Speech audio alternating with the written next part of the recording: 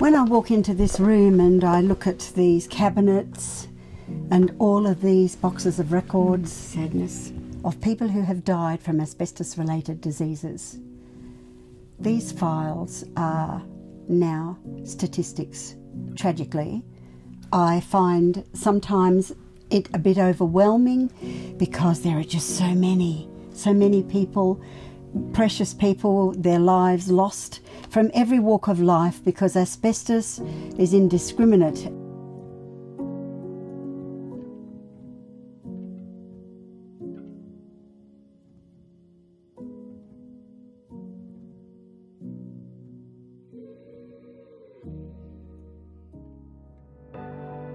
Part of what we're doing here is to have a look at schools and venues where we go and do the asbestos awareness training to make sure that we get the message across to these young people. I'm not here to be the Grim Reaper. Both Peter and I, we've seen enough death in our lives of people dying from things that could have been preventable. And that's why when I deliver, I might get a bit passionate. I might get a bit emotional sometimes. We're really passionate about making sure that young people understand the dangers, whether that be apprentices or whether that be home renovators. I've come along here today to talk to you about asbestos and asbestos awareness. I'm pretty well here to save your life. The aspirational objective of the foundation is to get rid of asbestos from Tasmania. In the meantime, we want community awareness as our primary issue. We had a major push to reform and improve compensation legislation for sufferers. My vision is that we desperately need an asbestos-free Australia. The main thing is to educate Australian people about where asbestos is, what it does, how to remove it safely. There's still a long way to go, and I think it starts with education. We're trying to get out to the community as much as we possibly can. The largest chunk of that is education, and we do that by going out to groups. Wherever we get the opportunity to speak, we will speak. It's not the older people we're after, it's the young ones that's got a family, and if they buy an old house and this kid is crawling about the floor and they start renovating and all that dust is coming down, it's the kid that's got to get it as well. Basically the whole thing from here right through to the back is asbestos. Do the boys actually play out here? They do, and many a time a cricket ball has smashed into the fence, which has been a concern in case any fibres are exposed, which is not safe for anybody.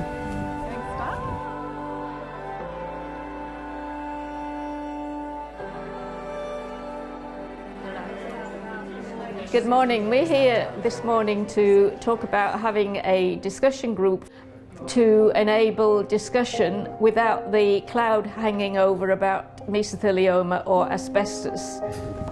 I've started my trade as a plumber. I was 15 and a half when I used to mix up the powdered lagging. We called it powdered lagging.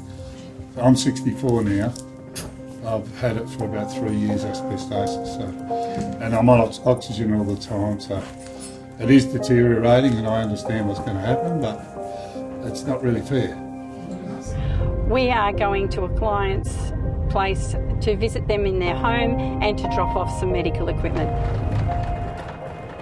How are you? Oh, not too bad, Vicki. That's good. I've bought a machine to give you a little bit of oxygen. Yep. So the prongs have to be up this way. Okay. So if you'd like to put those into your nose. Yes. And then I'll put this over your ears, okay? And then does that feel comfortable? Yes, it does.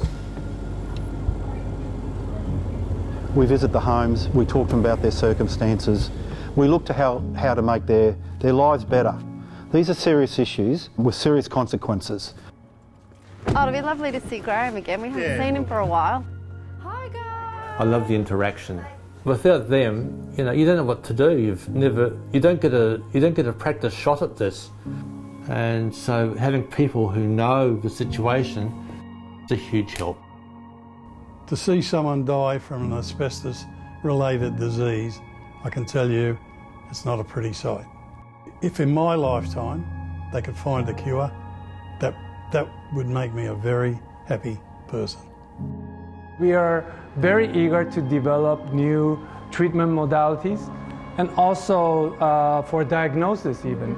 then we can intervene at a very early stage, and that will improve the outcome of the disease.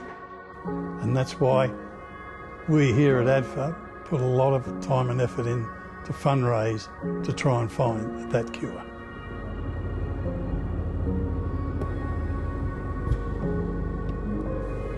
Every 12 hours, somebody dies of mesothelioma in Australia.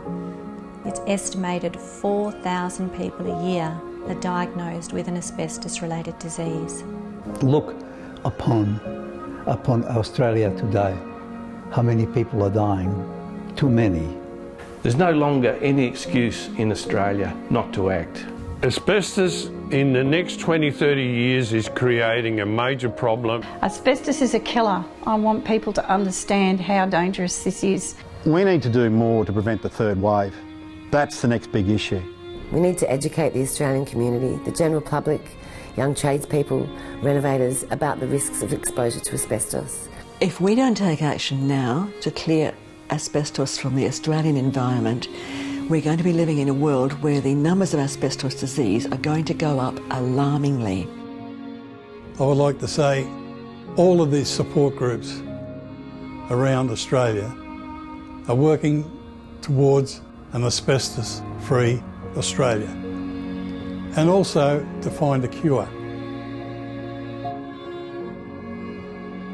And I'm proud to be part of that with all of you.